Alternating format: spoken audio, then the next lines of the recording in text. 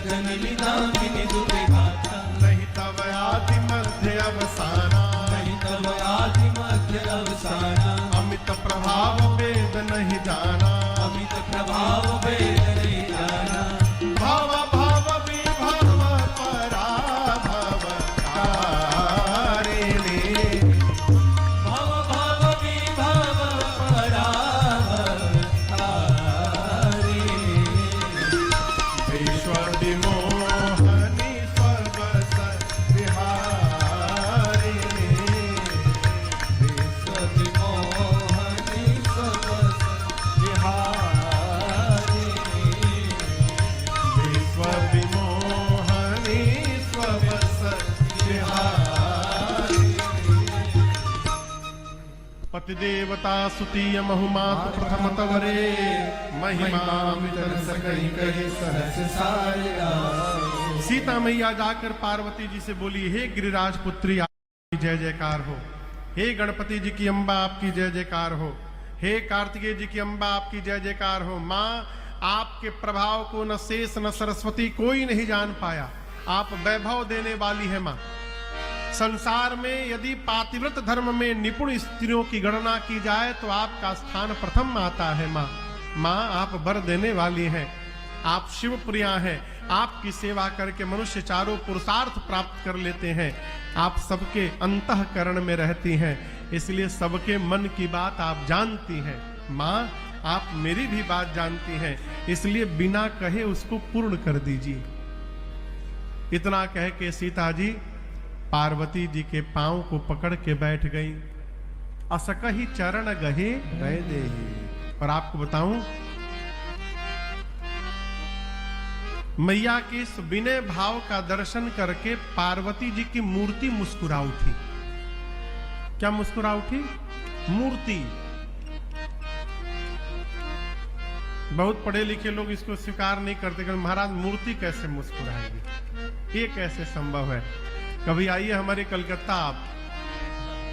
कलकत्ता में गंगा जी के किनारे एक स्थान है दक्षिणेश्वरी काली मंदिर, काली जी का मंदिर है। आज युग पुरुष स्वामी विवेकानंद जी की पावन जयंती है। उन्हीं विवेकानंद जी के सद्गुरुदेव भगवान स्वामी रामकृष्ण परमहंस, रामकृष्ण परमहंस जी उसी दक्षिणेश्वरी काली मंदिर के पुजारी थे। और आप मुस्कुराने की बात करते हैं।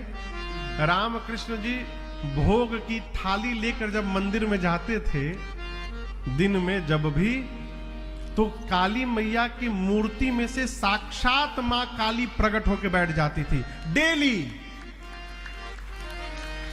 अब वो सामने रख के भोग नहीं लगाते थे। रामकृष्ण जी अपने हाथ से निवाला तोड़ तोड़ के काली माई के मुख में उनको भोजन कराया करते थे। वो स्थान, वो स्वरूप मां का विग्रह आज भी वहां पर है। कभी अवसर मिले कलकत्ता जाने का तो दर्शन करिएगा।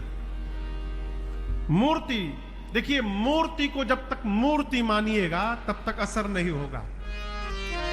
अब मूर्ति को जिस दिन भगवान मान लीजिएगा उसी दिन आपको भगवान का व्यवहार दिखाई देने लगेगा उस स्वरूप में। है? अरे मूर्ति माने बिन सगुण को जाने बिन, जितने किए जप जाग ये यतन सारे निरर्थक है। मूर्ति माने बिन सगुण को जाने बिन, जितने किए पार्वती मैया की मूर्ति मुस्कुराई। केवल मुस्कुराई नहीं, खसी माल। सीता मैया पूजन के समय जो गले में माला पहनाई थी पार्वती जी को, पार्वती जी की मूर्ति मुस्कुराई और वो माला गले से खिसक गई। खसी माल। आप भगवान की सेवा कर रहे हैं और सेवा में यदि चढ़ी हुई कोई माला पुष्प गिर जाए नीचे, उसको दोबारा ना चढ़ाइए। क्यों गिरा जानते हैं? ये ठाकुर जी ने आपको आशीर्वाद प्रदान किया है, आप इसको स्वीकार करिए। हनुमान मंदिर याद है? दिल्ली में एक हनुमान मंदिर है। सीपी में कनाड पैलेस में प्राचीन हनुमान मंदिर। हमारे पूज्यपाद गुरुदेव भगवान कहते हैं कि उन्हीं हनुमान जी के पास बैठकर गोस्वामी तुलसीदास जी ने विनय पत्रिका की रचना की है। अद्भुत स्वरूप श्री हनुमान जी का ये कथा पर मंच पर विराजमान है। ये वही हनुमान जी महाराज है, सीपी वाले ही हैं। इनके पहले एक दूसरे हनुमान जी थे, वो अभी निवास पर है दरबार में। ये हनुमान जी 2016 से है। 16 में कथा हुई थी वो, 16 में विवेक विहार वाली, 16 से। सुबह सुबह हम एक जगह है दिल्ली में नांगलोई जा रहे थे, साथ में बाबू अजय थे, गाड़ी चला रहे थे। हम बोले अजय ये तो मंदिर के पास आ गए हो। बोले ना महाराज। हाँ क्या बात करते हो, आगे गली में हनुमान मंदिर है, चलो। अब उनका तो हाथ कांपने लगा, गुरुदेव यहाँ कैसे आ गए? हम बात में आ गए होंगे, चलो विलंब तो हो रहा है लेकिन आ गए तो बिना दर्शन किए नहीं जाएंगे। तो सुबह सुबह का समय था, हम लोग चले गए दर्शन करने। महंत जी कथा के प्रेमी है, पीछे ही उनका निवास है, तो सोचे महंत जी से मिल ले। तो गए तो महंत जी तो थे नहीं, उनके माता पिता जी थे। प्रणाम किया मैंने, कहा महाराज आए हैं तो चाय पी के जाइए। बाबूजी बिठाए, जलपान हुआ। मैं जब चलने लगा वहां से तो बोले महाराज 1 मिनट रुकिए आप। भीतर गए और ये जो हनुमान जी है, इन हनुमान जी को लेकर के आए। आपको बताऊं, आप जब जाइएगा वहां पर तो हनुमान जी को सप्ताह में 3 बार सिंदूर का चोला चढ़ता है। चांदी और सोने के वर्क के साथ सिंदूर चढ़ाया जाता है। हनुमान जी इतने बड़े हैं, बस इतने बड़े, ऐसे गदा लगे ऐसे देखते हुए। लेकिन वो सिंदूर चढ़ते चढ़ते चढ़ते चढ़ते 20 साल में हनुमान जी का विराट रूप धारण हो जाता है। और जैसे 20 साल पूरा हुआ, उसके बाद पूरा मंदिर समिति सावधान रहती है। 2 साल के भीतर कभी भी हनुमान जी चोला छोड़ सकते हैं। और जिस दिन हनुमान जी चोला छोड़ते हैं, लगता है बम फटा वहां पर। इतनी मोटी मोटी सिंदूर की सिल्लियां निकलती हैं शरीर में से। और फिर हनुमान जी का वही छोटा वाला रूप सामने प्रकट हो जाता है। उसके बाद फिर 20 साल तक सिंदूर चढ़ता है। ये सैकड़ों साल से चलते हुए आ रहा है। तो ये जो स्वरूप है श्री हनुमान जी का, ये चोला छूटने के बाद वाला स्वरूप है, बिना सिंदूर का। ये स्वरूप लेकर के आए बाबूजी। अब बोले महाराज हनुमान जी को अब राम कथा सुननी है आपसे, इसलिए अब आप इनको लेकर के अपने साथ जाइए। जब हनुमान जी आए तो अजय हमारा मुंह देखे, हम उनके मुंह देखे।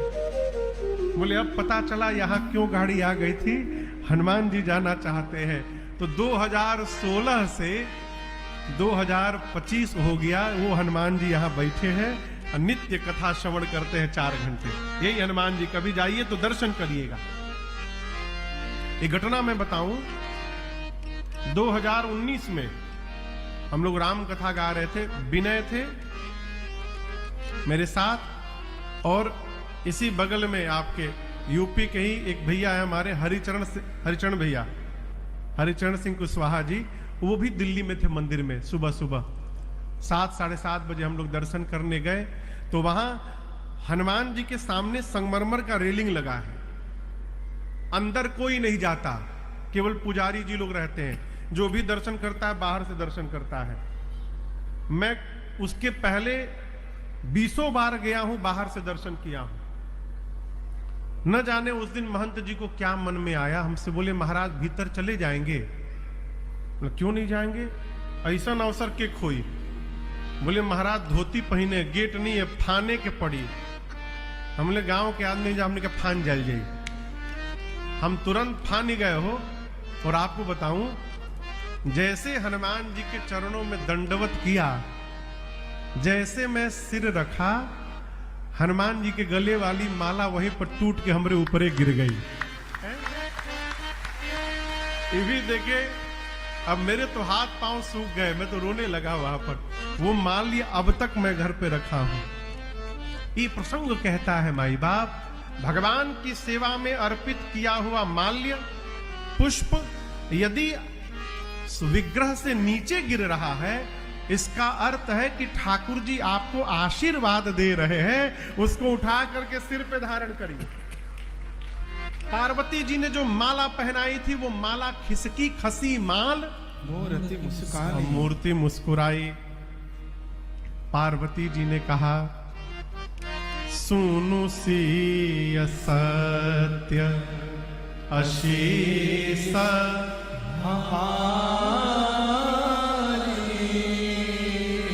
पूजी मन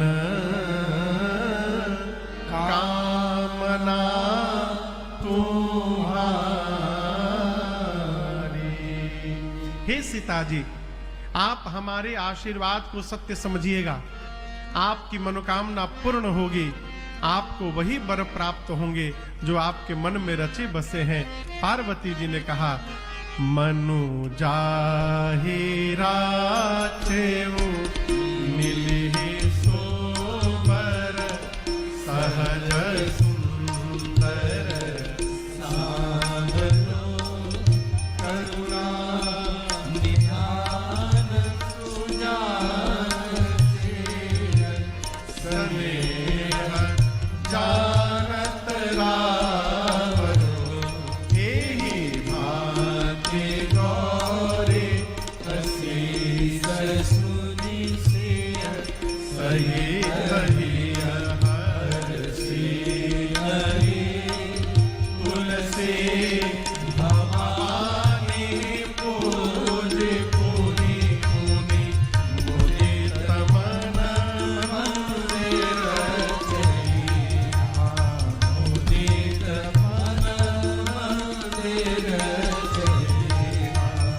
मुदित मन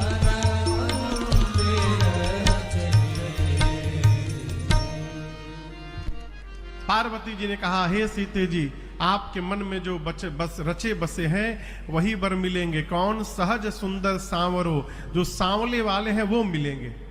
करुणा के भंडार